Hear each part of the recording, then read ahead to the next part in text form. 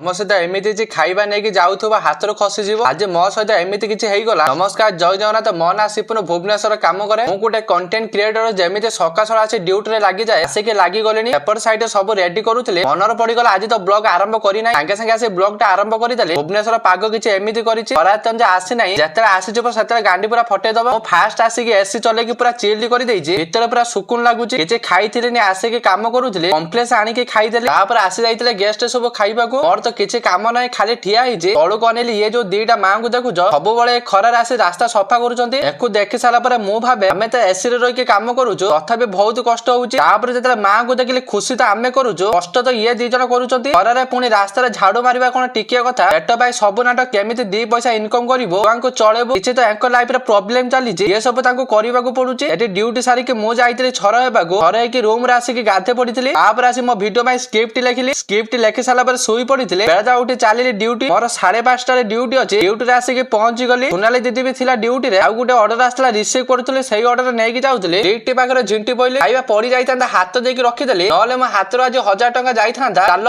ଆଜିର ବ୍ଲଗ ଏଇଠି ରଖୁଛି, ଆଉ ଦେଖିବା ନେକ୍ସଟ ବ୍ଲଗରେ।